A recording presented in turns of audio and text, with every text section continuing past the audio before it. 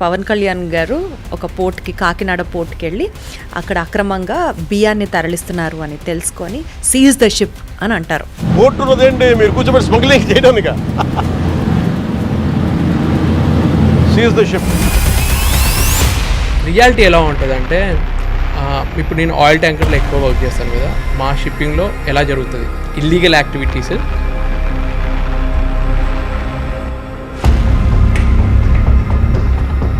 Lucky Bhaskar సినిమాలో చూపిస్తారు కదా, టీవీలు, ఫ్రిడ్జ్లు, కార్లని సైతం షిప్ చేస్తారు అని విన్నాం. వేరే కంట్రీలో దొరికే బట్టలకి చాలా డిమాండ్ ఉండేది, అక్కడ నుంచి తెచ్చుకొని ఇక్కడ అమ్మడము, వాచెస్. ఏదన్నా ఒక టఫెస్ట్ ఛాలెంజ్ మీరు టేకప్ చేసింది ఏమన్నా ఉందా? సరే, సూయజ్ కెనాల్లో ఒక కంటైనర్ షిప్, ఎవర్ గివెన్ అనే షిప్ మధ్యలో ఆగిపోతే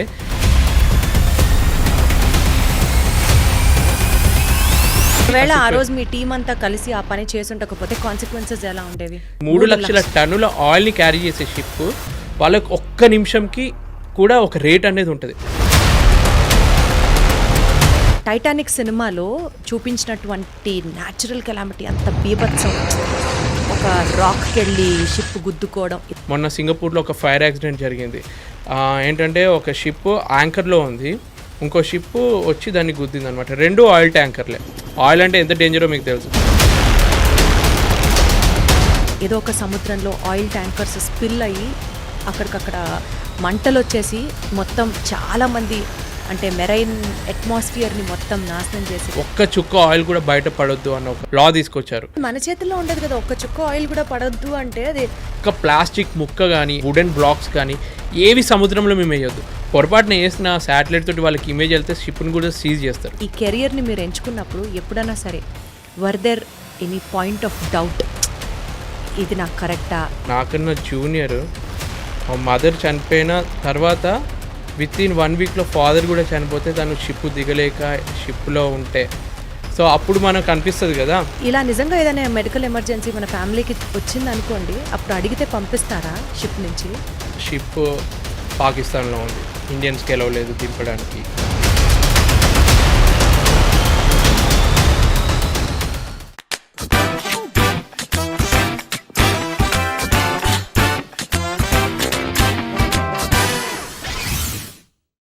హలో ఎవ్రీబడి, అందరికీ నమస్కారం. Welcome to deep talks with Deepti. ఒక డాక్టర్ యూనిఫామ్ ఏంటి అంటే తెల్లకోట అని చెప్పేస్తాం. ఆ తెల్లకోట వేసుకొని ఒక డాక్టర్ నడిచొస్తూ ఉంటే తెలియకుండానే 2 చేతులు ఆయనకి దండం పెట్టాలనిపిస్తుంది. ఒక పోలీసోడి యూనిఫామ్ అంటే కాకి చొక్క వెనకాల బోలెడంతా స్వెట్ ఉంటుంది, బోలెడంతా స్ట్రెస్ ఉంటుంది, బోలెడంతా సమాజ హితం ఉంటుంది.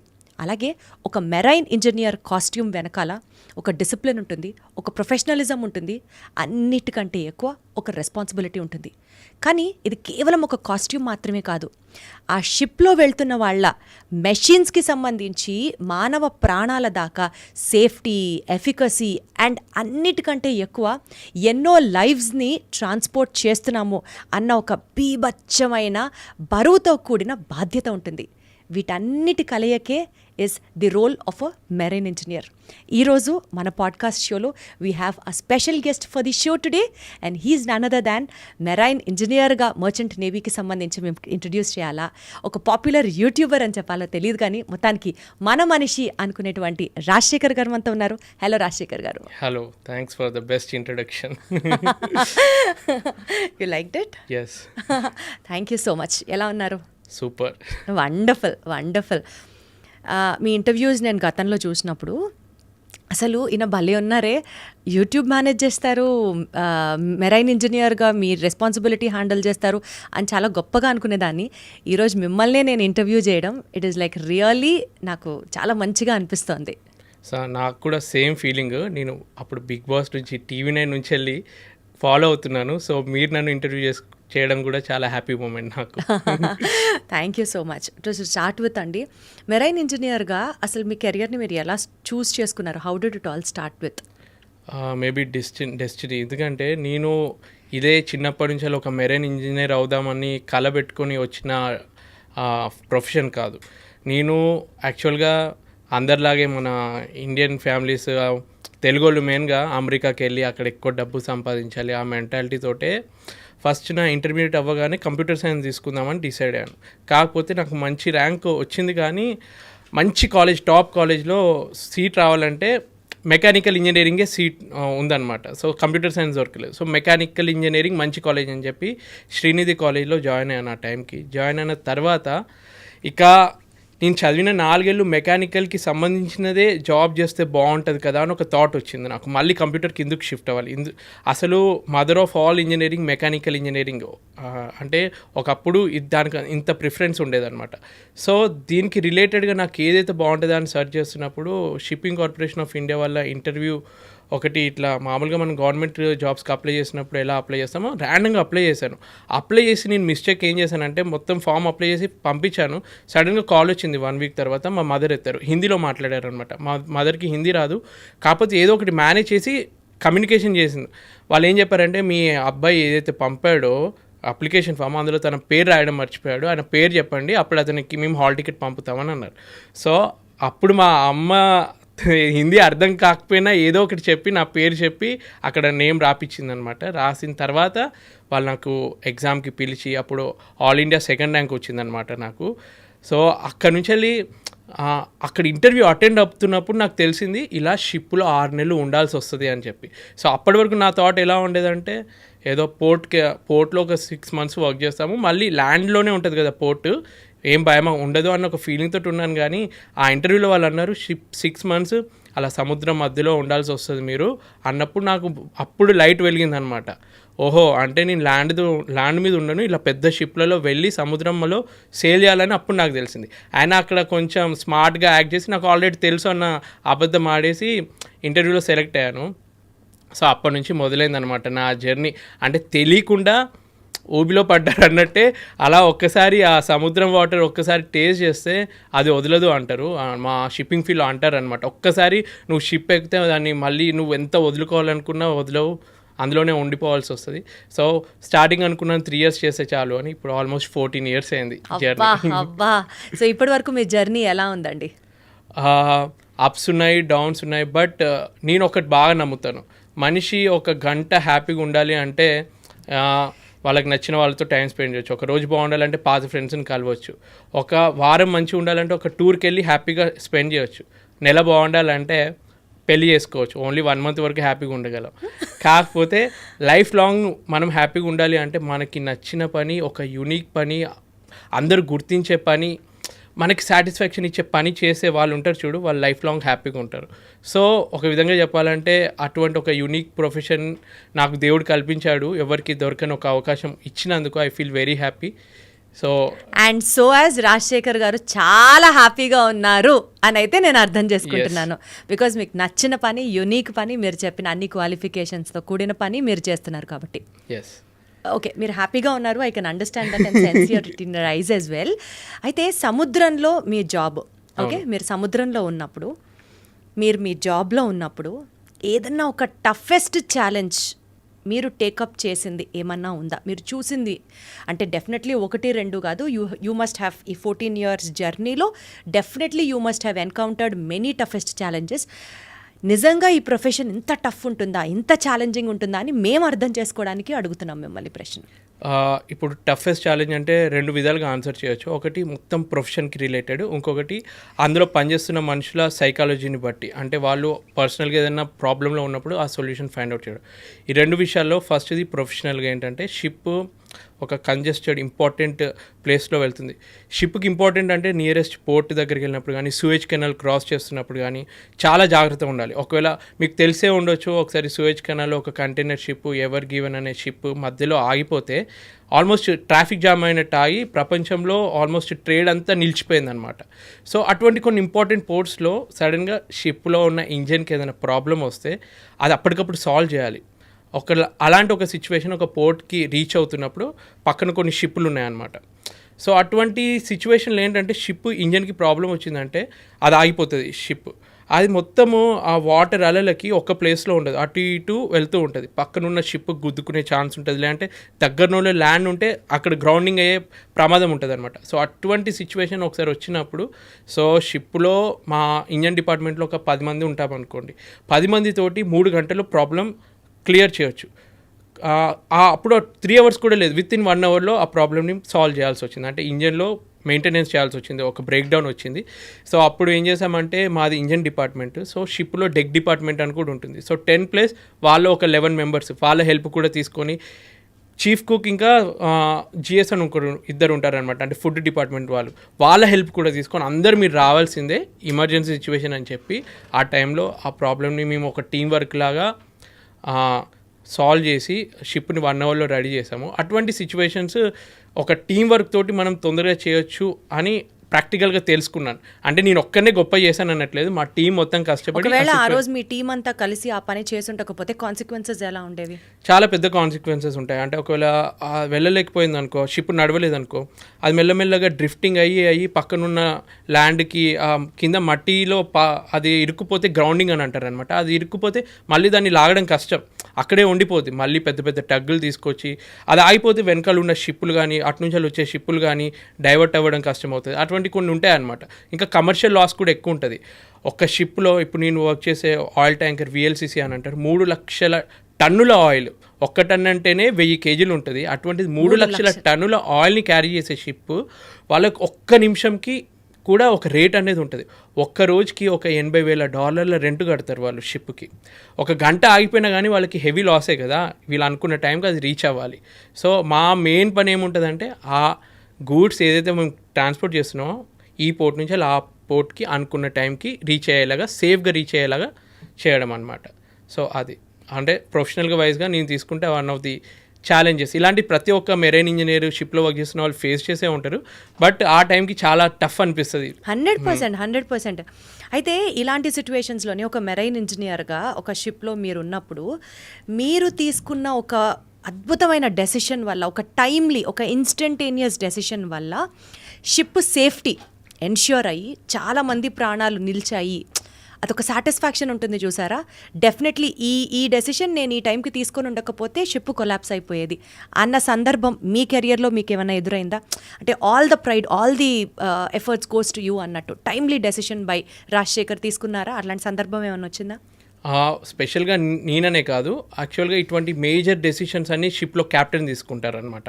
సో క్యాప్టెన్ అయినా కానీ he's the head of the ship, మొత్తం కంట్రోల్ తన మీద ఉంటుంది. కాకపోతే తను మా మీద డిపెండ్ ఎప్పుడు అవుతారంటే టెక్నికల్గా ఇంజన్కి సంబంధించి, మిషనరీకి సంబంధించి తను హ్యాండిల్ చేయలేడు. ఏదున్నా కానీ ప్రాబ్లం ఇది, ఇప్పుడు ఒక షిప్ ఉంది, యాంకర్లో ఉంది, కాకపోతే ఒకేసారి సైక్లోన్ వచ్చింది, అక్కడ నుంచి వెళ్ళి దాన్ని యాంకర్ని ఎత్తి వెంటనే ఇంకో ప్లేస్కి వెళ్ళాలి. లేదంటే ఆ సిచ్యువేషన్ అవుట్ ఆఫ్ కంట్రోల్ అయిపోయి పొల్యూషన్ అయ్యే ఛాన్స్ ఉండొచ్చు, ఏదైనా అవయ్యే ఛాన్స్ ఉండొచ్చు అని కెప్టెన్ వెంటనే సడన్గా ప్రకృతిలో ఏం జరుగుతుందో మనకు తెలియదు, సైక్లోన్ వస్తుంది అంటే అతను డైరెక్ట్ మాకు చెప్తాడు. సో ఆ టైంకి మేము మెషినరీని తొందరగా రెడీ చేయడము, ఇటువంటి చిన్న చిన్న ఛాలెంజెస్. ఒకసారి ఏం జరిగిందంటే ఇప్పుడు మీకు తెలిసే ఉంటుంది, కొన్ని దేశాలలో పేద దేశం నుంచి వెళ్ళి దగ్గరలో ఉన్న వేరే దేశానికి వెళ్ళడానికి వలసకి చాలామంది వెళ్తారు. అలాంటి సిచ్యువేషన్లో ఒకసారి మా షిప్ ఒక ఎమర్జెన్సీ కాల్ వచ్చింది. వాళ్ళు ఏమన్నారంటే మా షిప్లో అరౌండ్ మేము 200 members ఉన్నాము, మా దగ్గర ఉన్న ఫుడ్ అయిపోయింది, మీరు ఫుడ్ ఇవ్వలేకపోతే మా ప్రాణాలు కూడా ఛాన్స్ ఉన్నాయి, ఆల్రెడీ 1 week నుంచి ఏం తినలేదు అని ఒక ఎమర్జెన్సీ మెసేజ్ వచ్చింది. సో అక్కడ వాళ్ళైతే ఏదైతే కమ్యూనికేషన్ చేసిందో అదొక కోఆర్డినేషన్ సెంటర్కి వెళ్తారు అనమాట. సో వాళ్ళు మా షిప్ క్యాప్టెన్కి మెసేజ్ పెట్టారు, మీ షిప్ వాళ్ళు ఏదైతే మెసేజ్ పెట్టిందో దాని దగ్గరలోనే ఉంది, మీరు కొంచెం వెతికి ఆ షిప్ కోఆర్డినేట్స్ వాళ్ళు ఇస్తారనమాట, లొకేషన్ని వెతికి మీరు ఫుడ్ ఇవ్వండి అని. అంటే వితిన్ నాకు తెలిసి 1 hourలో షిప్లో మాకు 1 రోజులకు సంబంధించిన ఫుడ్ ఉంటే దాంట్లో మేము ఒక 10 రోజులకి సంబంధించిన ఫుడ్ పెట్టుకొని మిగిలిన 20 రోజులకు సంబంధించిన ఫుడ్ని అంతా ప్యాక్ చేసి వితిన్ 1 hour అందరు కలిసి ప్యాక్ చేసి. ఇక్కడ డిఫికల్టీ ఏంటంటే మేము అనుకున్న రూట్లో షిప్ డైవర్ట్ చేయాలి వాళ్ళని వెతకడానికి. బయట వ్యక్తులందరూ ఆ బైనాక్యులర్స్ పెట్టుకొని పొజిషన్ వాళ్ళు ఒకటి చెప్తారు, కానీ సముద్రంలో మన రోడ్లో అయితే ఎగ్జాక్ట్ పొజిషన్ చెప్తే మనం అక్కడికి వెళ్ళొచ్చు. షిప్లో సముద్రంలో ఎలా ఉంటుందంటే ఆ పొజిషన్కి వెళ్ళిన తర్వాత ఆ బోట్ అక్కడ ఉండదు, అది కూడా డ్రిఫ్ట్ అవుతూ వేరే పొజిషన్కి వెళ్ళిపోతుంది. మళ్ళీ అక్కడి నుంచి వాళ్ళని ఇంకొంచెం వెతుకుతూ ఉండాలన్నమాట. అదృష్టం కొద్దీ వాళ్ళని మేము అనుకున్న పొజిషన్కి వెళ్ళిన తర్వాత కూడా దొరకకపోతే ఒక 2 గంటలు ఇంక ఎక్స్ట్రా వెతికి తర్వాత వాళ్ళు దూరం నుంచి కనిపిస్తే ఏదైతే మేము ఫుడ్ అంతా ప్యాక్ చేసింది ఉందో ఆ ఫుడ్ అంతా వాళ్ళకి క్రెయిన్ తోటి వాళ్ళతోటి పాస్ చేస్తే ఒక తెలియని హ్యాపీనెస్ అనమాట. ఇప్పుడు 100% అసలు మనము బాగా ఆకలితో ఉన్న వాళ్ళకి ఒక చిన్న ఫ్రూట్ ఇచ్చినా వాళ్ళకి ఎంత హ్యాపీనెస్ ఉంటుందో దానికన్నా ఎక్కువ మనకి హ్యాపీనెస్ వస్తుంది. అబ్బా వాళ్ళ ఆకలి తీర్చాము అని చెప్పి. సో దోస్ మూమెంట్స్, ఇది ప్రొఫెషనల్గా గొప్ప మూమెంట్ కాకపోయినా కానీ మనకి సైకలాజికల్గా మైండ్కి చాలా హ్యాపీనెస్ ఇచ్చే మూమెంట్ అంటే అది 100% ఇది ప్రొఫెషనల్గా కూడా చాలా గొప్ప మూమెంట్. ఎందుకంటే ఒక ప్రొఫెషన్లో ఉంటున్నప్పుడు ఇతరులకి లైఫ్ సేవ్ చేసేలాంటి గొప్ప ఆపర్చునిటీ కల్పించడం దొరకడం అనేది that is really a blessed opportunity. నేను అలాగే ఫీల్ అవుతాను.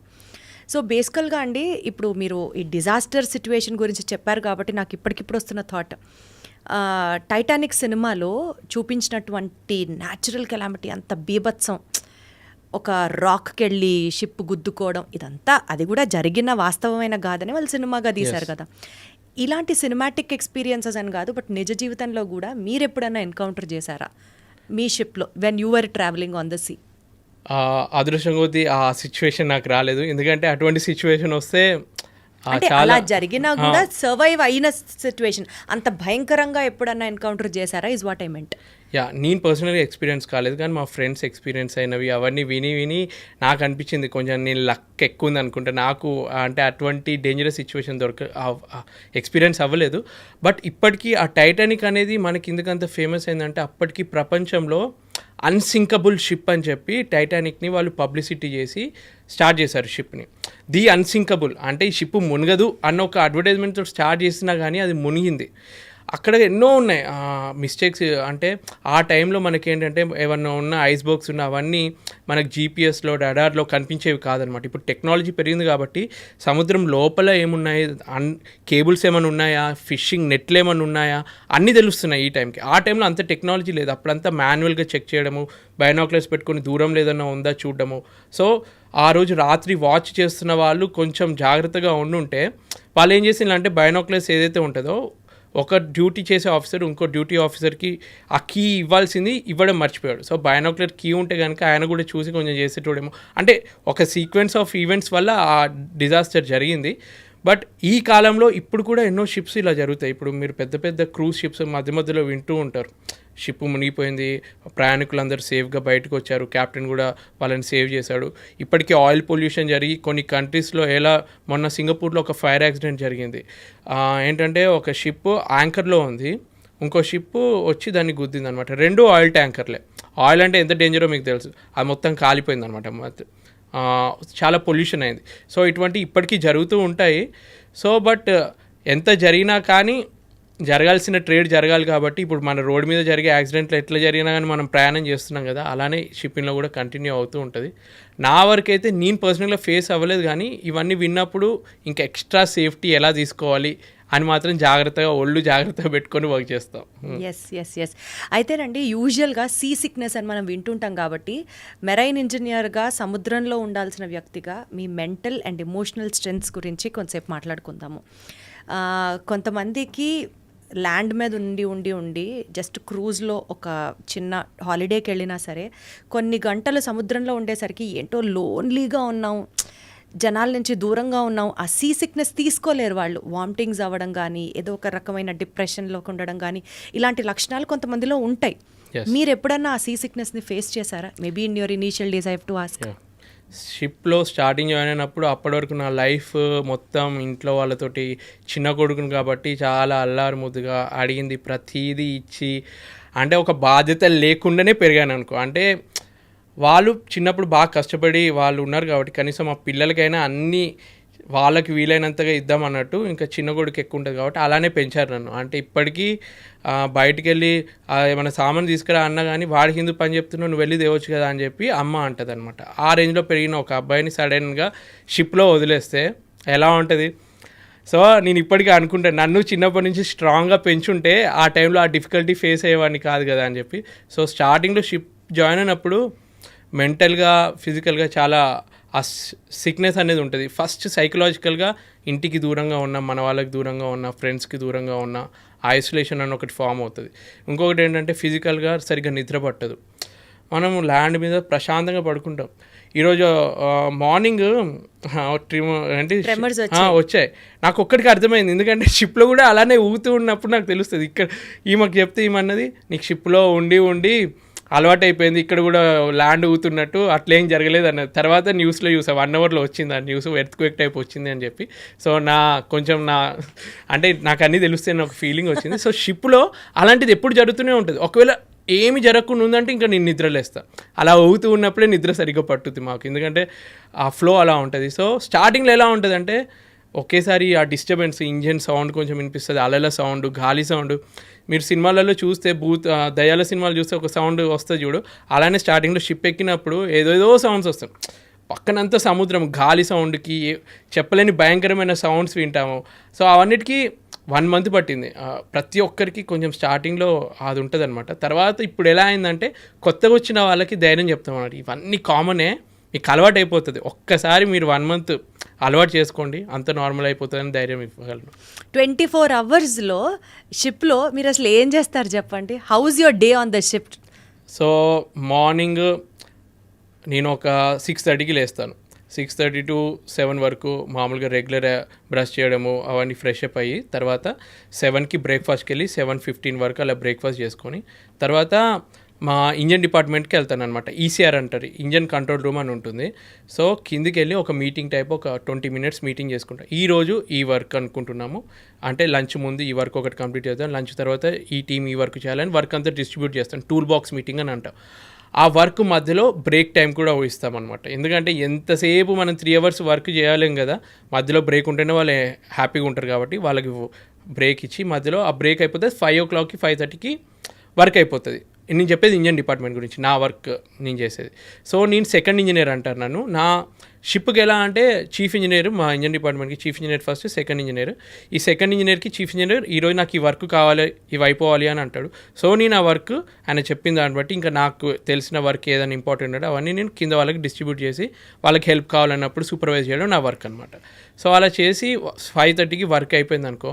తర్వాత ఏంటంటే ఒకవేళ ఆ షిప్లో అట్మాస్ఫియర్ బాగుండి బయట క్లైమేట్ బాగుంది అంటే క్రికెట్ ఆడడానికి వెళ్ళడము, లేదంటే టేబుల్ టెన్నిస్ ఆడడము, అలా ఒక 1/2 hour అలా టైం స్పెండ్ చేసి తర్వాత డిన్నర్ చేస్తాం. మధ్యలో 12 to 1 లంచ్ అయిపోయింది. ఇప్పుడు ఏదైతే మేము 5 to 6 క్రికెట్ కానీ ఏదైనా గేమ్ ఆడిన తర్వాత డిన్నర్ చేసేస్తాం. డిన్నర్ అయిపోయిన తర్వాత డిన్నర్ అంటే నిజం చెప్పాలంటే యాక్చువల్గా మనం ఫాలో అవ్వాల్సిన డిన్నరే అది. మార్నింగ్ 7 to 7:30 మా breakfast, 12 to 12:30 lunch, 6 to 6:30 dinner. అదంతా నాకు అలవాటు. ఇంటికి వచ్చిన తర్వాత వీళ్ళు ఆ ఫుడ్ పెట్టకపోయేసరికి మొత్తం నాకు చిరాకు వేస్తూ ఉంటుంది, వీళ్ళు ఇంకా పెట్టట్లేదని చెప్పి. సో అలా 6:30కి వరకు డిన్నర్ అయిపోయిన తర్వాత నేనేం చేస్తానంటే మ్యాక్సిమం ఒక్కరిని ఉండడానికి ఇష్టపడను. ఆల్రెడీ షిప్లో ఏదో లోన్లీ ఫీలింగ్ ఉంటుంది.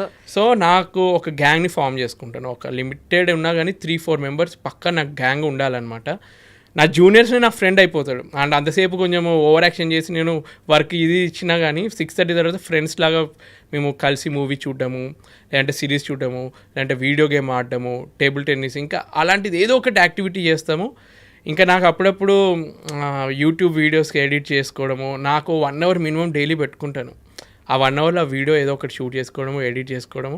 ఈమెకి అది చాలా లో క్వాలిటీలో దాన్ని కన్వర్ట్ చేసుకొని మళ్ళీ మా వైఫ్కి పంపితే తను ఏదో అడ్జస్ట్మెంట్ చేసి హై క్వాలిటీకి తెచ్చి పోస్ట్ చేయడం, అలా అన్న రొటీన్ ఇలా జరుగుద్ది.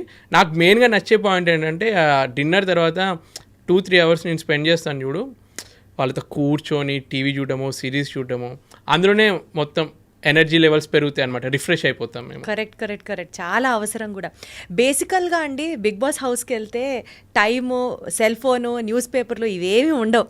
సముద్రంలోకి వెళ్తే ప్రపంచంలో ఏం జరుగుతోంది అన్న అంశాలు అన్నిట్లోంచి కట్ ఆఫ్ అయిపోయినట్లు ఉంటుందా, లేకపోతే even you guys keep updating your self, ఇవి వార్తలు, ఇవి జరుగుతోంది, అట్లా మీకు కూడా ఇన్ఫర్మేషన్ తెలుస్తుందా? ఇప్పుడు మీకు ఒక 100% ఇన్ఫర్మేషన్ తెలుస్తే మాకు 10% తెలుస్తుంది. ఎందుకంటే తెలుస్తుంది కానీ మాకు అంతా ఉండదన్నమాట.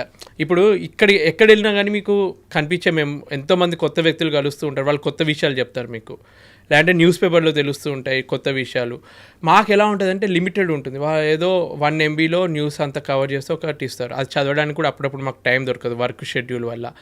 మాట్లాడే కొంచెం టైం ఉంటే ఇంట్లో వాళ్ళతోటే మాట్లాడతారు. ఇంట్లో వాళ్ళు అరే ఇక్కడ ఇది జరిగిందంటే అని వరల్డ్లో జరిగే విషయాలు ఏం చెప్పరు. ఇంట్లో జరిగే అత్తగూడల విషయాలు లేదంటే వాళ్ళతో పాప చేసే అల్లరి విషయాలు అవి వాటితోటి టైం అయిపోతుంది. సో ప్రపంచం గురించి మాకంత పట్టింపు ఉండదు. అప్డేట్ అవ్వలేరు అయితే మ్యాక్సిమం అవ్వను. జస్ట్ ఈ సోషల్ మీడియాలో ఉన్నాను, ట్రెండింగ్ టాపిక్స్ ఏంటో తెలుసుకుందాం అని చెప్పి అప్పుడు వైఫ్ని అడిగి కొంచెం చెప్పమ్మా ఏం నడుతుంది ఇది అంటే ఆమె కూడా చిరాగ్గా నాతో మాట్లాడవు కానీ నీకు ఎంతసేపు యూట్యూబ్ దాని గురించే ఇన్ఫర్మేషన్ కావాలంటే అని చెప్పి ఏదో కొంచెం ఇన్ఫర్మేషన్ ఇస్తుంది. అసలు ఎట్లా రాజశేఖర్ గారు ఈ ప్రొఫెషన్లో ఉంటూ యూట్యూబ్ని కూడా బ్యాలెన్స్ చేయాలని మీకు ఎట్లా వచ్చింది థాట్ అసలు? అంటే నాకు చిన్నప్పటి నుంచి వెళ్ళి అదొక తెలియని ఎగ్జైట్మెంట్ అనమాట. అంటే స్కూల్లో ఉన్నప్పుడే ఫస్ట్ డే ఫస్ట్ షో సినిమాలకు వెళ్ళి మా స్కూల్ ఫ్రెండ్స్ అందరికీ రివ్యూలు చెప్పడము. మా అన్నయ్యకి ఏంటంటే డ్యాన్స్ బాగొచ్చు అని తను ఎప్పుడూ ముందే ఉండి అన్ని స్టేజ్లో పర్ఫార్మెన్స్కి తను తీసుకెళ్ళేది. నాకు అంత ప్రిఫరెన్స్ ఇచ్చేటోళ్ళు కాదు. సో అప్పటి నుంచి అది ఏదో ఇన్ఫీరియారిటీ కాంప్లెక్స్ అంటారు కదా, నాకు టాలెంట్ లేదనుకుంటున్నారా మీరు, నన్ను ఎందుకు ఇంపార్టెన్స్ ఇవ్వట్లేదు, నేను రుజువు చేయాలి అని చెప్పి వచ్చిన థాట్. అదృష్టం కొద్దీ ప్రతి ఒక్కరికి ఒక్కరే నాకు ఇంట్రెస్ట్ ఉంటే నేను ఒక్కనే చేయాల్సి వస్తుంది కదా. నాకేంటంటే నా ఇంట్రెస్ట్ తోటి నా వైఫ్ని, మా మదర్ని, ఇప్పుడు మా అత్తయ్య మామయ్యల్ని, మా అదితి వాళ్ళ చెల్లెన్ని, వాళ్ళ హస్బెండ్ని ప్రతి ఒక్కరిని ఇన్వాల్వ్ చేసి వాళ్ళ ఇంట్లో ఇట్లా పక్కన ఉంటే ఏదైనా ఐడియా వస్తే వాళ్ళతో కూడా వీడియో చేసి పెడతాను అనమాట. సో ఫ్యామిలీ యూట్యూబ్ చేసేస్తున్నారు అయితే అసలు. Good very happy for you. యాక్చువల్గా ఈ పాయింట్ అంటే మీ ప్రొఫెషన్ అనే కాదు ఎవరినైనా సరే అడగచ్చు, బట్ ఎస్పెషలీ మిమ్మల్ని ఎందుకు అడుగుతున్నానంటే అసలుకే ఒంటరిగా ఉంటారు, అసలుకే హ్యూమన్ రిసోర్సెస్ మీకు చాలా లిమిటెడ్గా ఉంటాయి. ఇలాంటి సిచ్యువేషన్లో ఈ కెరియర్ని మీరు ఎంచుకున్నప్పుడు ఎప్పుడైనా సరే were there any point of doubt, ఇది నాకు కరెక్టా, ఈ ప్రొఫెషన్లో నేను కంటిన్యూ అవ్వగలనా, ఈ ప్రొఫెషన్లో ఉంటే నేను ఇంకెంతకాలం ఫ్యామిలీకి దూరం అవ్వాలి, లేదా అనవసరంగా ఒక రెగ్రెట్ అనమాట, నేను ఈ ప్రొఫెషన్ చూస్ చేసుకోకుండా ఉండాల్సిందే, అలాంటి డౌట్ కానీ లేకపోతే ఇన్సెక్యూరిటీ కానీ లేకపోతే రెగ్రెట్ కానీ ఎప్పుడన్నా మీరు ఫీల్ అయ్యారా? నిజం చెప్పాలంటే ప్రతి ఒక్క హ్యూమన్కి ఏ జాబ్ చేస్తున్నా కానీ ఏదో ఒక పాయింట్ ఆఫ్ మూమెంట్లో టెంపరీగా అనిపిస్తుంది, అరే ఎందుకున్నానరా బాబు, అంటే ఇది కాకుండా ఇంకా వేరే సిచ్యువేషన్లో ఉంటే బాగుండన్న థాట్ వచ్చినట్టే ఫ్రాంక్గా చెప్పాలంటే నాకు వచ్చింది. అలాంటి కొన్ని మూమెంట్స్ ఏంటంటే డాడీకి నాన్నకి హార్ట్ స్ట్రోక్ వచ్చినప్పుడు ఆ టైంలో నేను షిప్ దిగి డాడీ దగ్గరికి వెళ్ళలేను. అదృష్టం కొద్దీ మా బాబాయి వాళ్ళందరూ కేర్ తీసుకొని ఇప్పుడు అంతా ఓకే అయిపోయింది. కానీ అటువంటి మూమెంట్లో మా వైఫ్కి కార్ యాక్సిడెంట్ అయ్యి ఇక్కడ నోస్ ఇక్కడ కట్ అయ్యి కుట్లు పడ్డప్పుడు అంటే అవన్నీ సడన్గా తెలిసిన మూమెంట్లో నేను షాక్లో ఉండిపోతాను. ఫస్ట్ ఆఫ్ ఆల్ ఏంటంటే మా ఇంట్లో వాళ్ళు చెప్పారు తొందరగా. మా డాడీకి హార్ట్ స్ట్రోక్ వచ్చిన విషయం మా మమ్మీ నాకు చెప్పలేదు. 1 డే తర్వాత మా బాబాయ్ నాకు చెప్పారనమాట, ఇలా హార్ట్ స్ట్రోక్ వచ్చింది, నీకు వీలైతే తొందర రా అని చెప్పి. చెప్తేనే కదా నేను ఏమైనా అరేంజ్మెంట్స్ చేసుకోగలను. కానీ షిప్ మధ్యలో ఉన్నప్పుడు పర్మిషన్ దొరకలేదు. సేమ్ అద్వితి కార్ యాక్సిడెంట్ అయినప్పుడు కూడా అదే సిచ్యువేషన్. ఫోన్ చేసి ఆ రోజు నేను రెగ్యులర్గా ఒక టైంకి మాట్లాడతానమాట. నా టైమింగ్స్ చేంజ్ అవుతూనే ఉంటాయి. ఇప్పుడు ప్రపంచం మొత్తం తిరుగుతూ ఉంటాయి కాబట్టి ఒక్కొక్క రోజుకి నాకు ఒక టైం ఉంటుంది, ఈమెకు ఒక టైం జోన్ ఉంటుంది. నేను కాకపోతే తనకు తెలుస్తుంది ఇప్పుడు ఈ టైం జోన్లో ఉన్న నాకు మెసేజ్ చేస్తాడు అని చెప్పి. అలా మెసేజ్ చేస్తూ ఒకరోజు రిప్లై ఇవ్వలేదు. 2 గంటల తర్వాత రిప్లై ఇచ్చింది. అప్పటికి కార్ యాక్సిడెంట్ అయిపోయి ఆమె హాస్పిటల్లో ఉండి ఆ సర్జరీకి ప్లాన్ చేస్తున్నప్పుడు వరకు కూడా ఆమె చెప్పలేదు ఇట్లా యాక్సిడెంట్ అయ్యి నేను హాస్పిటల్లో ఉన్నా అని చెప్పి. నెక్స్ట్ డే మా అత్తయ్యకి ఫోన్ చేసి మాట్లాడుతుంటే మా అత్తయ్య చెప్పింది ఇట్లా హాస్పిటల్లో జాయిన్ అయింది, ఇట్లా యాక్సిడెంట్ అయింది. మా డాడీకి ఫోన్ చేసి మాట్లాడుతుంటే మా డాడీ ఏడుస్తూ ఇట్లా యాక్సిడెంట్ అయింది అని చెప్తే ఎవరైనా ఏడుస్తే ఇంకా టెన్షన్ వస్తుంది, ఇంకేదన్నా జరిగిపోయిందా అని అది ఉంటుంది చూడు. తర్వాత నువ్వు ఫోన్ పెట్టి అని చెప్పి మా అత్తయ్య ఫోన్ చేసిన. అత్తయ్య అయితే కొంచెం ఏడవకుండా కొంచెం చెప్తుందని చెప్పి ఫోన్ చేసి మాట్లాడితే ఏం కాలేదు, సర్జరీ చేస్తారు, 3-4 కుట్లు వేస్తారంట, న్యాయమైపోతుంది అని అన్నారు. కాకపోతే ఆ టైంలో వాళ్ళకి కావాల్సింది ఏంటి, నేను పక్కనుంటే బాగుండు అని అది ఉంటుంది చూడు, అది లేదు. తనకు కావాల్సిన టైంలో నేను ఉండట్లేదు. అంటే నాకు కావాల్సిన ప్రతి టైంలో నాకు చిన్న జ్వరం వచ్చినా కానీ నేను మరీ ఓవర్ చేస్తాను. చిన్న జ్వరం వచ్చినా కానీ ఏదో జరిగినట్టు మొత్తం ఇట్లా చిన్న పిల్లలాగా అయిపోతాను. వాళ్ళు వచ్చి అన్ని సేవలు చేయాలన్నమాట. సో వాళ్ళు అంత చేసినప్పుడు వాళ్ళకి అవసరం ఉన్నప్పుడు లేను, పాప పుట్టినప్పుడు, డెలివరీ అయినప్పుడు, ఆపరేషన్ అయింది, సిజరీన్ ఆపరేషన్ అయినప్పుడు కూడా నేను లేను. అటువంటి సిచ్యువేషన్లో అనిపిస్తుంది అనవసరంగా ఇది చూస్ చేసుకున్నానేమో అని చెప్పి. బట్ చేయాలి, ఎవరో ఒకరు చేయాలి. ఒక మంచి జాబే చేస్తున్నాం కదా, అంటే ప్రపంచానికి పనికొచ్చే జాబ్. నాకు ఎవరైనా డబ్బు కోసమే చేస్తారు కానీ ఒక సాటిస్ఫాక్షన్ కూడా ఇచ్చే జాబు, అందరికీ పనికొచ్చే జాబ్ చేస్తున్నానని ఒక దాంతో దాన్ని కప్పిపుచ్చుకుంటా. గ్రేట్ అండి, మీరు నిజంగా మామూలు గ్రేట్ కాదు. యాక్చువల్గా ఇలాంటి థాట్స్ వచ్చినప్పుడు మీకు మీరు ఎలా ధైర్యం చెప్పుకుంటారు? నేను వేరే వాళ్ళతో కంపేర్ చేసుకుంటాను. నాకు ఏంటంటే ఎవరైనా డబ్బు బాగా సంపాదించిన వాటిలో కంపారిజన్ చేసుకొని, కానీ నేను బాధల్లో ఉన్నప్పుడు నాకన్నా ఎక్కువ ఎవరు బాధపడుతున్నారా అని చెప్పి వాళ్ళ గురించి ఆలోచిస్తాను. ఎప్పుడైతే మా డాడీకి హార్ట్ స్ట్రోక్ వచ్చిందో అదే టైంలో వేరే నా జూనియర్కి కరోనా వల్ల వాళ్ళ ఇద్దరు పేరెంట్స్ చనిపోయినారు అనమాట షిప్లో ఉన్నప్పుడు. సో నా టైంకి నేను ఒక్కరిని ఆలోచించుకుంటే అబ్బా నాన్నకి హార్ట్ స్ట్రోక్ నేను లేను అని బాధ కన్నా, ఒక నాకన్నా జూనియర్ మదర్ చనిపోయిన తర్వాత విత్ ఇన్ 1 వీక్లో ఫాదర్ కూడా చనిపోతే తను షిప్ దిగలేక షిప్లో ఉంటే, సో అప్పుడు మనకు అనిపిస్తుంది కదా వాళ్ళకన్నా మనం ఎంత అదృష్టవంతులం. ఆ థాట్ తోటి ప్రపంచంలో ఏ బాధ ఉన్నా కానీ వేరే వాళ్ళతో కంపేర్ చేసుకుంటే మన బాధ కొంచెం తక్కువనే అనిపిస్తుంది. సో అట్లా కొంచెం కంపేర్ చేసుకుంటే రాజశేఖర్ గారు అంటే పాజిటివ్గా ఆలోచించాలి అని మనం అనుకుంటూ ఉంటాం, కానీ పాజిటివ్గా ఆలోచించడానికే ఇది ఒక పాజిటివ్ యాంగిల్. ఇంకొకళ్ళతో కంపేర్ చేసుకొని వాళ్ళకంటే మనం బాగున్నాం కదా అనుకుంటే నిజంగా మన కష్టం చిన్నదైపోతుంది. ఇది నేను విన్నాను, కానీ ఇప్పుడు మీరు ప్రాక్టికల్గా చెప్తుంటే నేను ఎక్కువ కనెక్ట్ అవుతున్నాను ఈ మాటతో. ఇలా నిజంగా ఏదైనా మెడికల్ ఎమర్జెన్సీ మన ఫ్యామిలీకి వచ్చింది అనుకోండి, అప్పుడు అడిగితే పంపిస్తారా షిప్ నుంచి? ఎన్నో పాయింట్స్ కవర్ అవుతాయి దీంట్లో. ఇప్పుడు ఏంటంటే ఒకవేళ షిప్ పాకిస్తాన్లో ఉంది, ఇండియన్స్కి ఎలవలేదు దింపడానికి, కొన్ని కంట్రీస్లో వార్ జరుగుతుంది, లేదంటే కరోనా వల్ల అన్ని రిస్ట్రిక్షన్స్ ఉన్నాయి, కొన్ని సిచ్యువేషన్స్లో ఎంత ప్రయత్నించినా కానీ దింపలేరు. కొన్ని మంచి పోర్ట్స్లో ఉంది, షిప్ మధ్యలో ఉన్నా కానీ షిప్ని దగ్గర ఉన్న పోర్ట్కి డైవర్ట్ చేసి విత్ ఇన్ 2 డేస్లో ఆ పోర్ట్కి వెళ్ళిన తర్వాత అక్కడ నుంచి దింపే ప్రయత్నం చేయొచ్చు. ఇప్పుడు ఏంటంటే ఇన్సూరెన్స్ కవర్ అవుతుంది అనమాట. సో ఆ ఇన్సూరెన్స్లో వాళ్ళంతా క్లెయిమ్ చేసుకోవచ్చు. సో ఇటువంటి ఎమర్జెన్సీస్లో వాళ్ళు పంపే ఛాన్స్ ఉంటుంది. కొన్ని మంచి కంపెనీస్ వాళ్ళ క్రూ గురించి మంచిగా ఆలోచించే కంపెనీలు ఎవరైనా ఉంటే వాళ్ళు చేస్తారు. కానీ ఈ మధ్య ఏ కంపెనీ అయినా ఎక్కడ చూసుకున్నా ఫస్ట్ వాళ్ళకి కావాల్సింది మనీ. ఒకవేళ బాగా ఖర్చు అవుతుంది అనుకుంటే అవాయిడ్ చేయడానికి మ్యాక్సిమం ట్రై చేస్తారు. మ్యాక్సిమం షిప్పింగ్ కంపెనీస్ కూడా అంతే, మ్యాక్సిమం అవాయిడ్ చేస్తారు. వాళ్ళు నువ్వు 4 months కాంట్రాక్ట్ 6 months కాంట్రాక్ట్ నువ్వు సైన్ చేసావు, అన్ని రోజులు నువ్వు ఉండాల్సిందే అన్న పాయింట్ తోటి ఉంటుంది. జరిగినా సరే యూజువల్గా రావడానికి సిచ్యువేషన్స్ కండిషన్స్ అప్లై. ఏమన్నా మరీ ఎమర్జెన్సీ అంటే ఇక దగ్గర రిలేటివ్ అయింది అంటే అప్పుడు బాగా ఆలోచించి డైవర్ట్ చేసి పంపడం అట్లా చేసే కంపెనీస్ ఉన్నాయి. బట్ మ్యాక్సిమం చాలా మటుకు చేయరు. అసలు యూజువల్గా షిప్లో వర్క్ చేయడం అంటేనే ఒక హై స్ట్రెస్ అట్మాస్ఫియర్లో వర్క్ చేయడం అన్నట్టు లెక్క. ఇప్పుడు మీరు చెప్తున్న సిచ్యువేషన్స్ చూస్తున్నా సరే, ఇలాంటి సిచ్యువేషన్స్లో ఉన్నప్పుడు అంటే ఫస్ట్ ఆఫ్ ఆల్ ఫ్యామిలీకి దూరంగా ఉంటాం, సెకండ్ ఆఫ్ ఆల్ ఒక 20-25 మంది క్రూ ఉంటారు. అందులో బాగా మనకు తెలిసిన వాళ్ళు ఒక 3-4 మీరు చెప్పినట్లుగా ఒక బ్యాచ్ ఉంటుంది. ఇంత లిమిటెడ్ రిసోర్సెస్లో ఉన్నప్పుడు, ఒక హై స్ట్రెస్ ఎన్విరాన్మెంట్లో పనిచేస్తున్నప్పుడు మెంటల్ హెల్త్ డిస్టర్బ్ అవ్వదా అండి? అందుకే నేను నాకు రిఫ్రెష్ అవ్వడానికి అందరూ అంటారు మనిషి మంచి బుక్కులు చదవాలి, లేదంటే మెడిటేషన్ చేయాలి, యోగా చేయాలి, పెద్ద పెద్ద మాటలు చెప్తారు. నాకు తెలిసి నా వరకు ఏంటంటే నీకు నచ్చిన 2-3తోటి 2 గంటలు అంత సొల్లు మాట్లాడినా కానీ మైండ్లో ఉన్న బాధని షేర్ చేసుకోవడానికి ఎవరైనా ఒకరుండి లేదంటే నవ్వుకుంటూ ఏదో ఒకటి మాట్లాడితే మైండ్ రిఫ్రెష్ అయిపోతుంది. ఇక్కడ మనకి ఎంటర్టైన్మెంట్ కోసం ఎన్నో ఆప్షన్స్ ఉన్నాయి. కావాలంటే సినిమాకి వెళ్ళొచ్చు, ఏదన్నా చేయొచ్చు. మనం ఇక్కడ డబ్బులు పెడితే ఏ ఎంటర్టైన్మెంట్ అయినా దొరుకుతుంది. షిప్లో అలా ఉండదు. ఎంత డబ్బున్నా కానీ లిమిటెడ్లో మనం వెతుక్కోవాలి. సో అలా కొంచెం వాళ్ళతో మాట్లాడటము. మెయిన్గా నేనేం చేస్తానంటే, ఇప్పుడు చాలామంది వర్క్లో బిజీగా ఉండి మొత్తం అప్పుడప్పుడు కోపంతో తిడుతూ ఉంటాం. మనిషి వర్క్ ఈ టైంలో అవ్వట్లేదని పొరపాటున ఎవరితోటి ఏదన్నా నువ్వు వేస్ట్ గాడివి ఎందుకు చేయలేకపోయినావు ఈ టైంకి అట్లా ఏమైనా సీరియస్గా అయినా కానీ ఆ రోజు ఈవినింగ్ కల్లా మళ్ళీ వాళ్ళతో క్రికెట్ ఆడి మాటల్లోనే అరే ఏదో వర్క్లో అన్నాను నువ్వు ఫీల్ అవ్వలేదు కదా అంటే, అరే సార్ మీరే కదా ఇప్పుడు అవన్నీ ఎందుకు వర్క్ టెన్షన్లో అన్నారు కదా. నేను అందుకే ఎక్కువ ఈ ఆటలు ఆడడానికి, గ్రూప్ యాక్టివిటీస్ చేయడానికి. ఈ మధ్య ఎలా అయిందంటే కల్చర్, సోషల్ మీడియా, ఇంటర్నెట్లు షిప్లలో ఈ మధ్య వచ్చాయన్నమాట. కొంచెం కాస్ట్లీ ఎక్కువైనా కానీ ప్రతి ఒక్కరు వర్క్ అవ్వగానే క్యాబిన్లో ఐసోలేట్ అయిపోయి అదే వాళ్ళ గర్ల్ ఫ్రెండ్ తోటి వైఫ్ తోటి గంటలు మాట్లాడి మళ్ళీ వర్క్ పొద్దున వచ్చేస్తారు.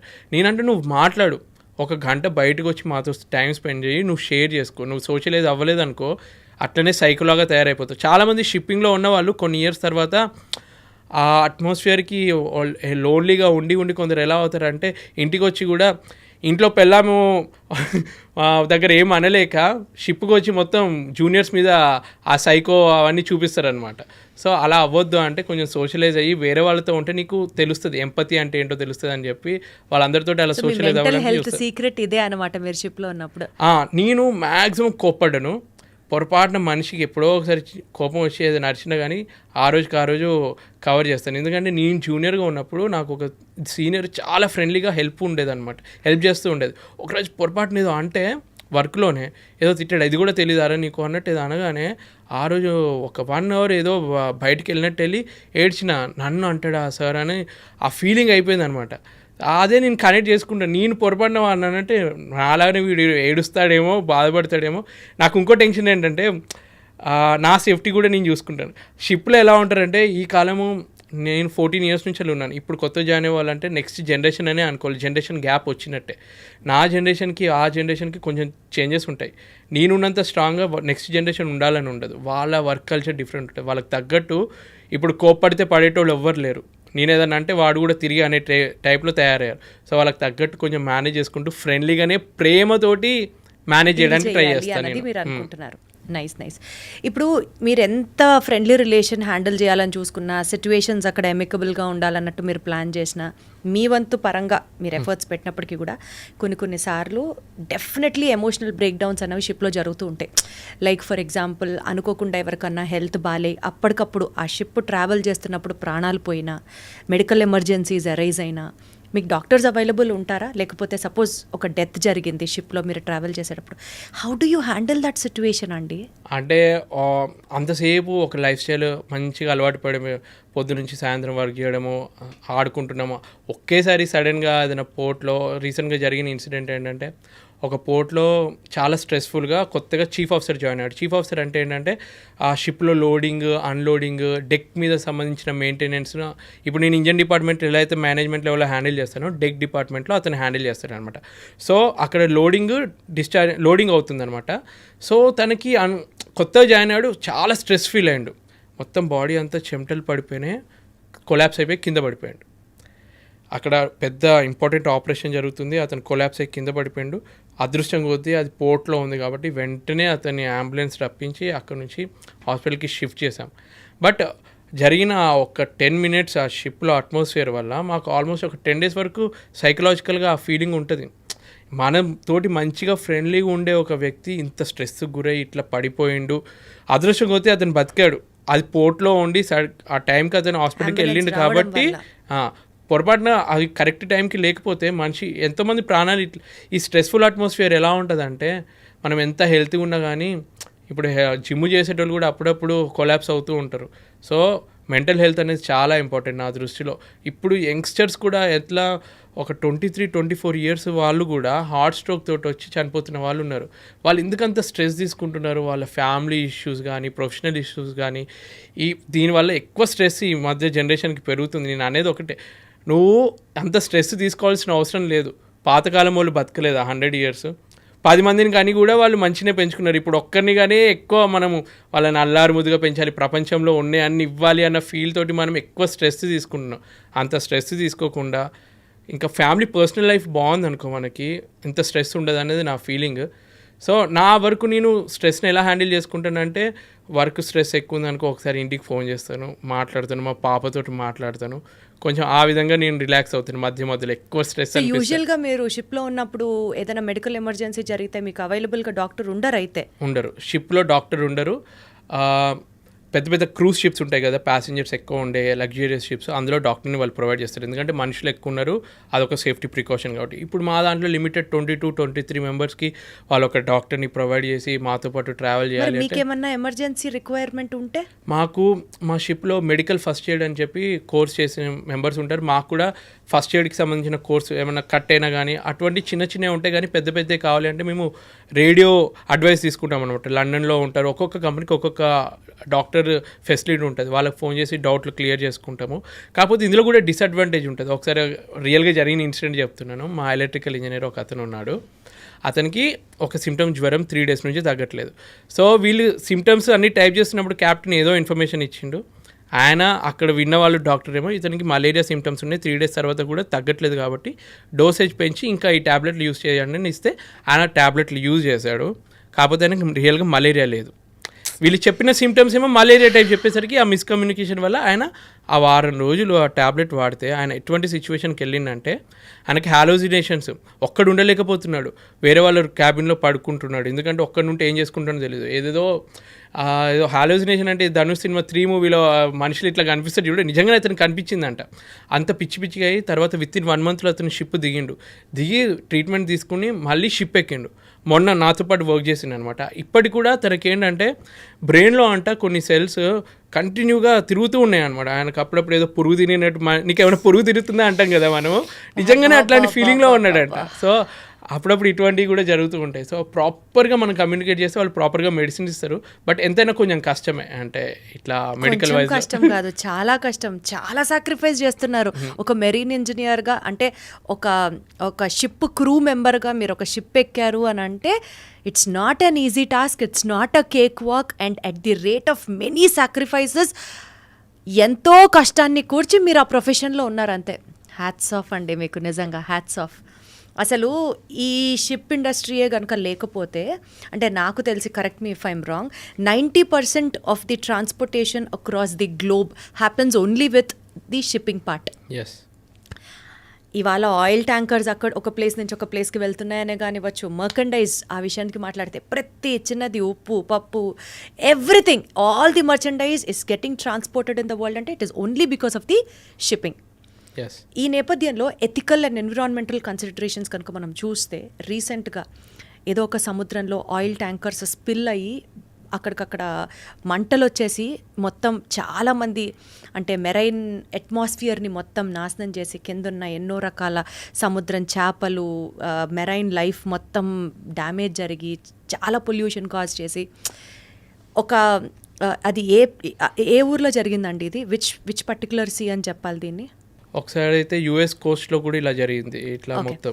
ఓకే, సో రీసెంట్గా సింగపూర్లో జరిగింది, అంతకుముందు యుఎస్ సీ కోస్ట్ దగ్గర ఒకసారి జరిగింది. ఇలాంటి సందర్భాలు జరిగినప్పుడు అనిపిస్తూ ఉంటుంది, మనిషి డెవలప్మెంట్ కోసం టెక్నాలజీని వాడి ప్రపంచ సంతోషం కోసం, మనందరి హ్యాపీనెస్ కోసం అడ్వాన్స్మెంట్స్ అవుతున్నాయి.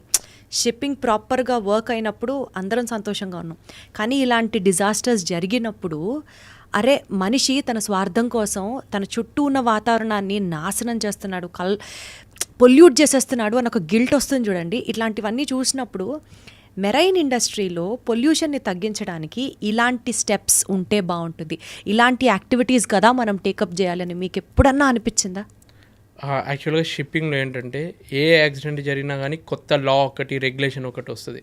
ఇప్పుడు టైటానిక్ ఇన్సిడెంట్ జరిగిన తర్వాత సోలాస్ అని చెప్పి ఒక కొత్త ఇంట్రడ్యూస్ అయిందనమాట మెర్చెంట్ నేవీలో. అంటే అప్పటి వరకు ఆ నావిగేషన్కి సంబంధించిన సేఫ్టీకి అంత ఇంపార్టెన్స్ లేదనమాట. సో దాని తర్వాత ప్రతి ఒక్క కంట్రీకి ఇవన్నీ ఇంప్లిమెంట్ చేయాలి అని చెప్పి కొత్తగా ఒక లాని ఇంట్రడ్యూస్ చేశారు. ఒక ఆయిల్ పొల్యూషన్ ఏంటి, ఒక కంట్రీలో ఏదైనా అయిందనుకో, షిప్ వల్ల కోస్ట్ మొత్తం ఖరాబ్ అయిన తర్వాత మార్పోల్ అని చెప్పి ఒక కొత్త దాన్ని ఇంట్రడ్యూస్ చేస్తారు. దీంతో ఏంటంటే ప్రతి ఒక్క షిప్ ఇవన్నీ ఫాలో అవ్వాల్సిందే, ఒక్క చుక్క ఆయిల్ కూడా బయట పడొద్దు అన్న ఒక లా తీసుకొచ్చారు. ఆఖరికి సీవేజ్ ఏదైతే మా షిప్ నుంచి అది మన చేతిలో ఉండదు కదా, ఒక్క చుక్క ఆయిల్ కూడా పడొద్దు అంటే అది అలా ఉండకుండా చేసే బాధ్యత మాకే ఇచ్చారనమాట. ఏదైతే షిప్లో ఇప్పుడు ఇంత లక్షల ఆయిల్ ఉంది, అది వెళ్ళకుండా ఉండాలి అంటే బయట దాన్ని డబుల్ హల్ అని అంటారు అనమాట. ఒకప్పుడు ఒక్క హల్లే ఉండేది, అంటే బయట లేయర్ ఒక్కటే ఉండేది. ఇప్పుడు ఆయిల్ ఏ షిప్ అయినా తీసుకున్న ఈ ఆయిల్ ట్యాంకర్లో డబుల్ హల్ అని ఉంటుంది. అంటే ఒక లేయర్కి హోల్ పడ్డా కానీ డైరెక్ట్ ఆయిల్ బయటకు వెళ్ళకుండా ఇంకో లేయర్ కూడా ఉందన్నమాట బయట. సో అలాంటి కొత్త కొత్త కన్స్ట్రక్షన్ లెవెల్ నుంచి వెళ్ళి మేము వర్క్ చేసే మిషనరీ మీద కూడా ఇటువంటి రూల్స్ పెట్టారు. ఇప్పుడు వర్క్ చేస్తున్నప్పుడు ఆయిల్ అంతా ఉంటుంది, గ్రీస్ అంతా పడి ఉంటుంది, దాన్ని అంతా బయట పడేయలేము మేము. ఏదైతే ఆయిలీ వాటర్ ఉంటుందో దాని అంతా ఫ్రెష్ వాటర్ లాగా ఆల్మోస్ట్ కన్వర్ట్ చేసి మేము బయటకు వదులుతాం అనమాట. ఆ డర్ట్ ఏదైతే ఉందో వేరే పోర్ట్లో మనము గార్బేజ్ లాగా ఇస్తాము. నిజం చెప్పాలంటే మేము అమెరికాకి వెళ్ళినప్పుడు అయితే తలలు పట్టుకుంటాం, ఏంట్రా బాబు ఇన్ని సేఫ్టీ రూల్సా, ఇంత ఒక్క ప్లాస్టిక్ ముక్క కానీ, ఆఖరికి కార్టూన్స్ ఉంటాయి కదా ఇప్పుడు మనం ఏదైతే స్టోర్స్ కానీ వుడెన్ బ్లాక్స్ కానీ ఏవి సముద్రంలో మేము వేయొద్దు. పొరపాటున వేసిన శాటిలైట్ తోటి వాళ్ళకి ఇమేజ్ వెళ్తే షిప్ని కూడా సీజ్ చేస్తారు. బట్ ఇంకొకటి ప్రాబ్లం ఏంటంటే మేము ఇంత జాగ్రత్తలు తీసుకొని పొల్యూషన్ అవాయిడ్ చేస్తామా, అదే మేము అమెరికాకు ఏదైనా డెవలప్ కంట్రీకి వెళ్తే ఆ సముద్ర తీరంలో చూస్తే అక్కడనే ప్లాస్టిక్ చెత్త చెదరము. మనం అనుకుంటాం America what a country, developed country అనుకుంటాం, కానీ అక్కడ కొన్ని పోర్ట్స్ ఎలా ఉంటాయంటే ఆ ప్లాస్టిక్ బాటిల్తోటి మొత్తం సముద్ర తీరం అంతా నిండి ఉంటుంది అనమాట. ఏదో సినిమాలలో చూపిస్తే మంచి మంచి దగ్గర తీస్తారు, కానీ యాక్చువల్ రియాలిటీస్ కొన్ని దారుణంగా ఉంటాయి చూడడానికి. అంతే. సో నా డౌట్ ఏంటంటే ల్యాండ్ దగ్గర ఉన్నప్పుడు ఇక్కడ మన ఇల్లు మంచిగా క్లియర్గా ఉండాలి, సాఫ్గా ఉండాలని చెప్పి మనం ఏం చేస్తాం, మన చెత్త ఎదురింట్లో వేసినా మనకేం బాధ ఉండదు, మన ఇల్లు బాగుండాలని చెప్పి ఇంకో వేరే ఇంట్లో వేస్తాం. ఇప్పటికీ తడి చెత్త పొడి చెత్త అంటే అది డివైడ్ చేసి వేసే వాళ్ళు కూడా చాలా తక్కువ మంది ఉన్నారు. వాళ్ళకి డబ్బులు 100 రూపాయలు ఎందుకు ఇవ్వాలరా, మేమే ఏదో ఒక గల్లీ దగ్గరికి వెళ్ళి పడేస్తాం. వాళ్ళకి చెత్త అయినాక నేను 100 రూపాయలు ఇవ్వడానికి కూడా ఆలోచించే కుటుంబాలు ఉన్నాయి. సో ల్యాండ్ దగ్గర ప్రాబ్లం ఉంది, కానీ నిజం చెప్పాలంటే షిప్లో పనిచేస్తున్న వాళ్ళకి ఇంటెన్షనల్గా వాళ్ళు చేసే రైట్ లేదు. ఎందుకంటే ఏదైనా చేస్తే మొత్తం లా ఇన్వాల్వ్ అయి ఉంటుంది, వాళ్ళకి జాబ్ పోయే ఛాన్స్ ఉంటుంది, పెనాల్టీస్ ఉంటాయి. కాకపోతే కొన్ని మనం చేయలేం, మన కంట్రోల్లో లేని కొన్ని ఉంటాయి. న్యాచురల్ కెలామిటీస్ జరిగినప్పుడు వేరే షిప్ ఆగింది, పొరపాటున వేరే షిప్ మిస్టేక్ వాళ్ళు వచ్చి గుద్దితే వాళ్ళు ఏం చేస్తారు. సో కొన్ని మన చేతిలో ఉన్నప్పుడు ఇలాంటివి జరుగుతాయి. మీరు రీసెంట్గా చూసుంటారు, 1 year బ్యాక్ బాల్టిమోర్ అని చెప్పి అమెరికాలో ఒక పోర్ట్ బ్రిడ్జ్, ఒక కంటైనర్ షిప్ బ్రిడ్జ్ని కూల్స్తే ఆ బ్రిడ్జ్ మొత్తం కొలాప్స్ అయిపోయింది. అదే 2-3 చనిపోయారు అందులో. ఆ ఇన్సిడెంట్ అయితే ఇప్పటికీ నాకు, ఒకవేళ ఆ షిప్లో ఆ టైంకి ఎమర్జెన్సీ వచ్చింది, పవర్ సప్లై మొత్తం ఆగిపోయింది, జనరేటర్ ఏదైతే పవర్ సప్లై ఇస్తుందో బ్లాక్అవుట్ అయిపోయింది అనమాట, అసలు పవరే లేదు. సో స్టీరింగ్ కంట్రోల్ లేదు, ఏ కంట్రోల్ లేదు. సో స్టీరింగ్ కంట్రోల్ లేనప్పుడు ఏమైందంటే ఏదైతే బ్రిడ్జ్ యొక్క బీమ్ ఉంటుందో ఆ బీమ్కి గుద్దుకొని ఆ షిప్ గుద్దుకోగానే అది మొత్తం బీమ్ కూలిపోయి ఆ బాల్టిమోర్ ఆ బ్రిడ్జ్ మొత్తం కూలిపోయింది అనమాట. కాకపోతే ఇక్కడ బెస్ట్ పార్ట్ ఏంటంటే షిప్లో ఉన్న క్రూ ఇక్కడ ఎమర్జెన్సీ ఉంది అని చెప్పి క్యాప్టెన్కి ఇన్ఫామ్ చేస్తే క్యాప్టెన్ అథారిటీస్కి ఇన్ఫామ్ చేశాడు, మా షిప్ కంట్రోల్లో లేదు. ఇప్పుడు ఆ బ్రిడ్జ్ వాళ్ళు ఏం చేసిండ్రు, కంట్రోల్ లేదని చెప్పగానే అక్కడ నుంచి వచ్చే వెహికల్స్, ఇక్కడ నుంచి వచ్చే వెహికల్స్ అన్నింటిని ఆపిండ్రు. వండర్ఫుల్. ఆపగానే మధ్యలో ఇప్పుడు ఏమైందంటే ఆ వర్క్ చేస్తున్న కొందరు ఉంటారు కదా, ఆ బ్రిడ్జ్ మీద కొన్ని రిపేర్ వర్క్ జరుగుతారు, వాళ్ళకి ఇన్ఫర్మేషన్ అందలేదు. ఆ 2-3 ఎవరైతే ఉన్నారో ఆ కూలగానే వాళ్ళు మునిగి చనిపోయారు. కానీ ఆ ఇన్సిడెంట్ వల్ల ఇక్కడ ఏం జరిగింది, మిస్టేక్ అయితే జరిగింది, కాకపోతే ప్రాపర్ కమ్యూనికేషన్ ఇవ్వడం వల్ల ప్రాణాలైనా కొందరికి కాపాడగలిగారు కదా. సో ప్రాపర్ కమ్యూనికేషన్ మన వల్ల చేయగలిగిన బెస్ట్ అయితే చేస్తే ప్రాబ్లం ఉండదు. యూజువల్గా అంటే ఈ సెగ్మెంట్లో నేను మీ జాబ్కి సంబంధించి ఎథికల్గా మీరు ఏదైనా ఛాలెంజెస్ ఫేస్ చేసి ఉంటారా అన్న సెన్స్తో అడుగుతున్నాను. ఐ అండర్స్టాండ్ లా చాలా స్ట్రిక్ట్ ఉంది, స్ట్రింజెంట్ ఉంది, అయినా సరే మీరు ఎథికల్గా చేయాల్సింది ఒకటి ఉంటుంది. కానీ ఇక్కడ నార్మల్ జాబ్స్ లాగా, ఇక్కడ గవర్నమెంట్ జాబ్స్ లాగా, లేకపోతే ఆ మ్యాటర్కి వస్తే ఏ జాబ్ అయినా సరే కొన్నిసార్లు హైయర్ అథారిటీస్ చెప్పింది మనకు నచ్చకపోయినా సరే we have to do it, assuming my boss is always right అనుకుంటూ ఉంటాం. మీ ప్రొఫెషన్లో కూడా, మీ కెరియర్లో కూడా అట్లాంటి సందర్భాలు ఉంటాయా? ఎథికల్గా మీ మనసు ఇదే చేయాలంటుంది, కానీ మీ seniors pressure, superiors pressure, senior officers pressure అట్లాంటివి ఉంటాయా మీకు కూడా? ఇప్పుడు ఎంత మనీ ఇన్వాల్వ్ అయితే అంత టెన్షన్, అన్నీ వాళ్ళు చెప్పిన ప్రతిదీ వినాల్సి వస్తుంది. ఇప్పుడు ఎలాంటి సిచ్యువేషన్స్ వస్తాయంటే ఈ షిప్ ఈ స్పీడ్లో వెళ్ళాల్సిందే, లేదంటే నాకు బిజినెస్ లాస్ అయిపోతాయి.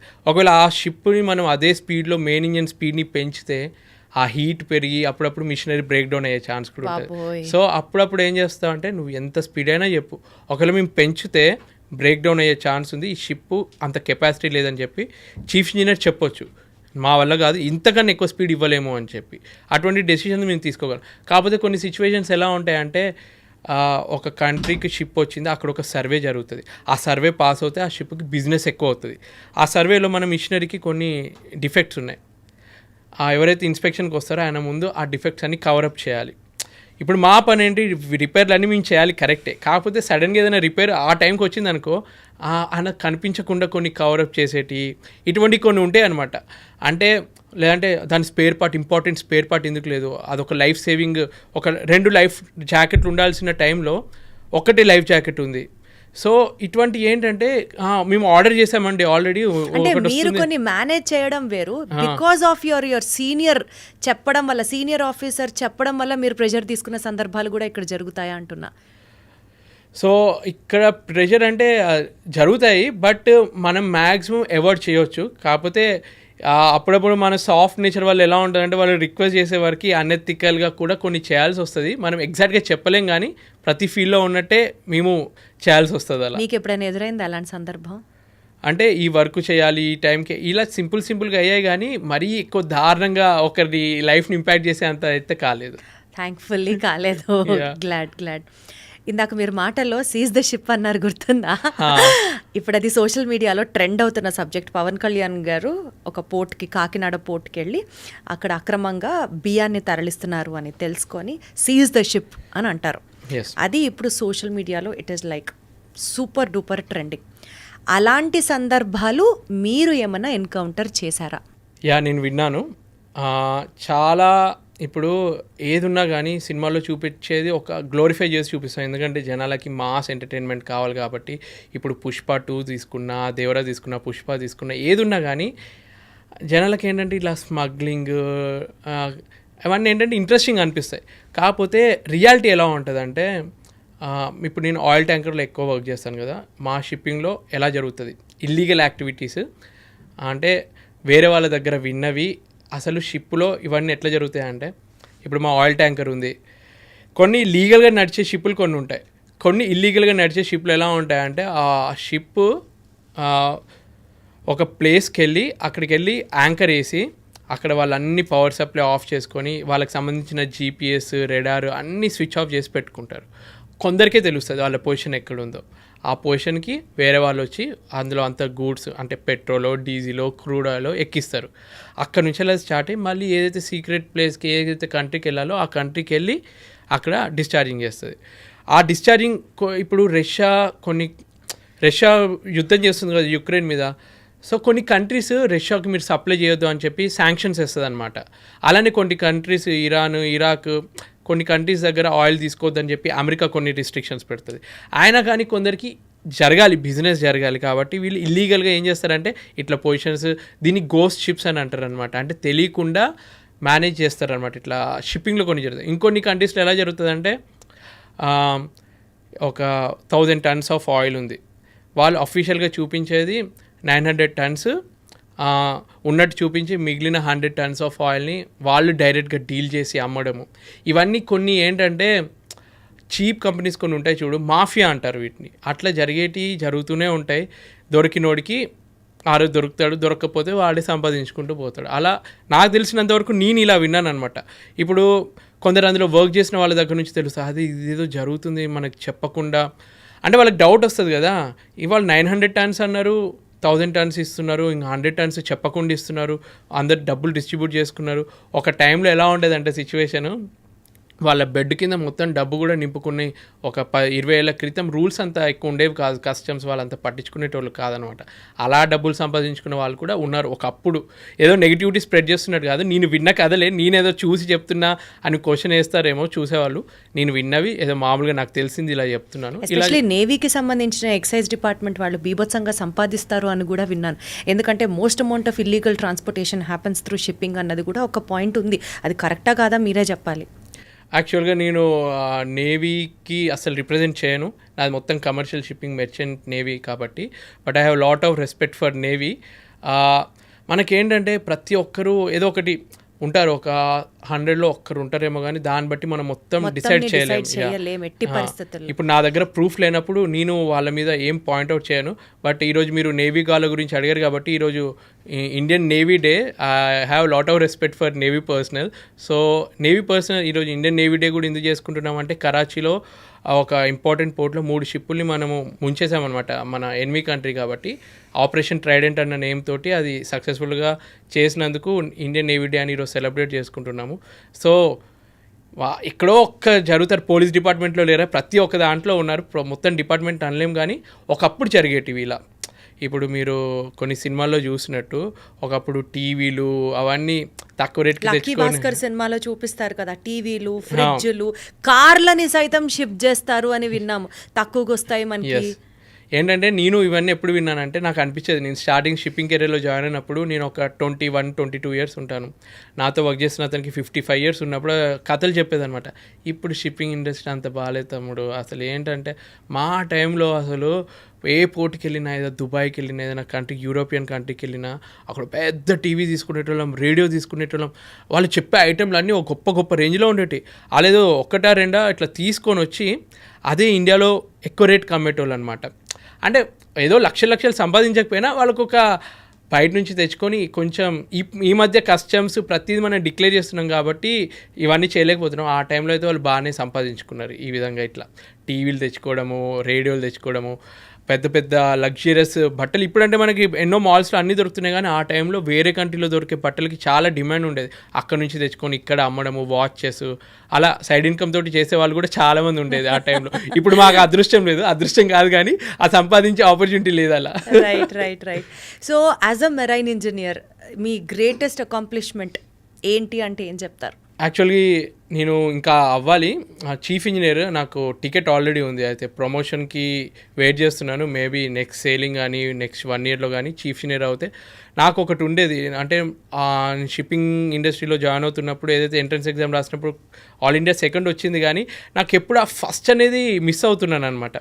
సెకండ్ ఇంజనీర్ ఇప్పటికి కూడా ఆ చీఫ్ ఇంజనీర్, ఆ ఫస్ట్ ఇంజనీర్ ర్యాంక్కి వెళ్ళాలని ఒక ఆశ. సో ఆల్రెడీ టికెట్ ఉంది, ఎగ్జామ్ పాస్ అయ్యి 5 ఇయర్స్ అయింది. కాకపోతే ఈ ప్రైవేట్లో ఎలా అంటే చాలా కాంపిటీషన్ ఉంటుంది, రిక్వైర్మెంట్ బట్టి ఉంటుంది అనమాట.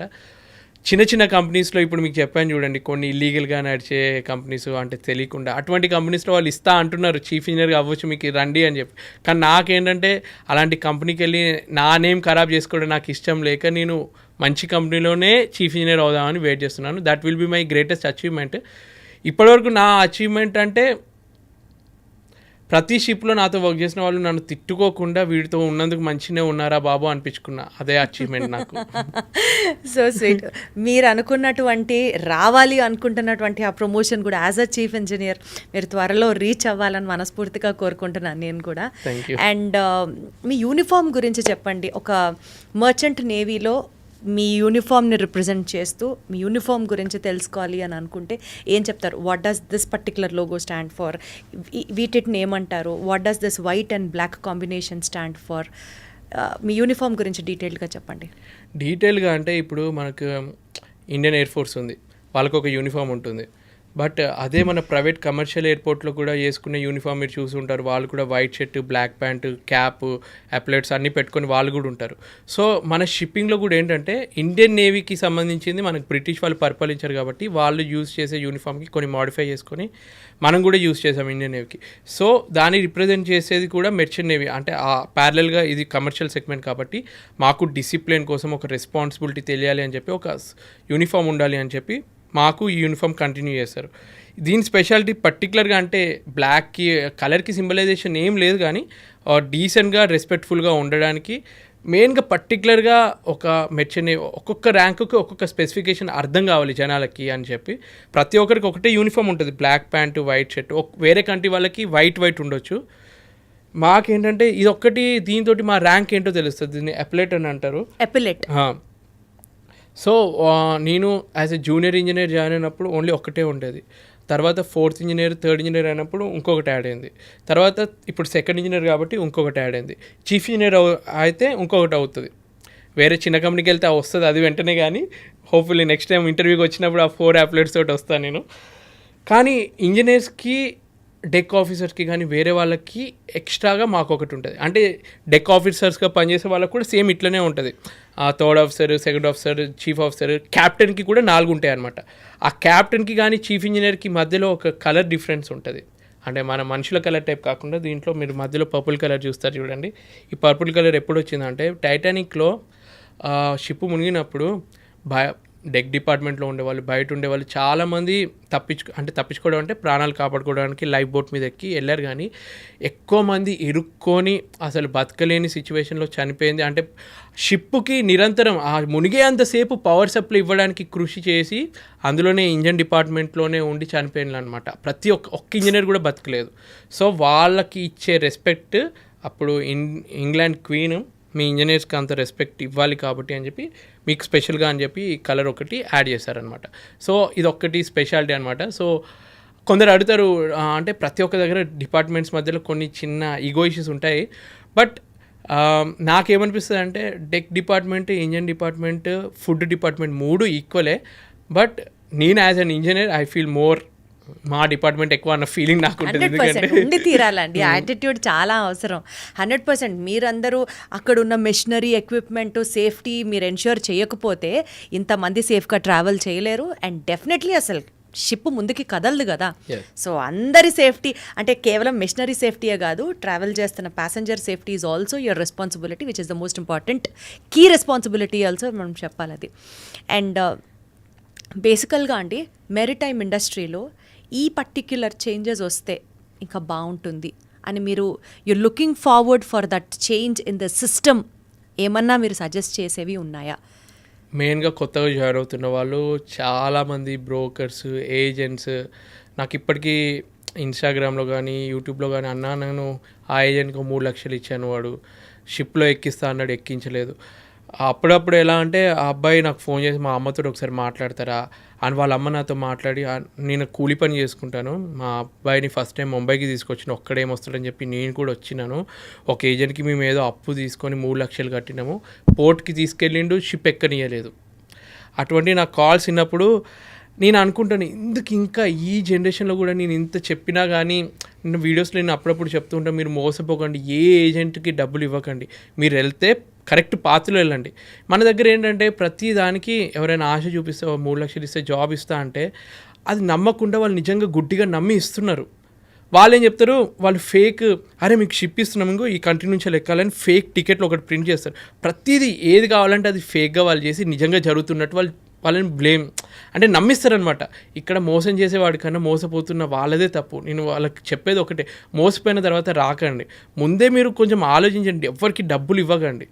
ఇప్పుడు మీరు కష్టపడి మీరు ఒక ఇన్స్టిట్యూట్లో చదివిండ్రు, మీ ఓన్గా వెళ్ళి ప్రతి కంపెనీ డోర్ దగ్గరికి వెళ్ళి మీరు అడుక్కోండి, నేను కష్టపడితే నేను ఫ్రీగానే చేస్తాను, ఒక షిప్లో నాకు జీతం ఇవ్వకండి, నేను ఫ్రీగానే చేస్తా, కానీ ఇట్లా ఎదురు డబ్బు ఇచ్చి మీడియేటర్కి, ఏజెంట్లకి ఇవ్వకండి అని చెప్తూ ఉంటాను. మెయిన్గా మన ఇండియాలో అయితే చాలా ఎక్కువ ఉంది.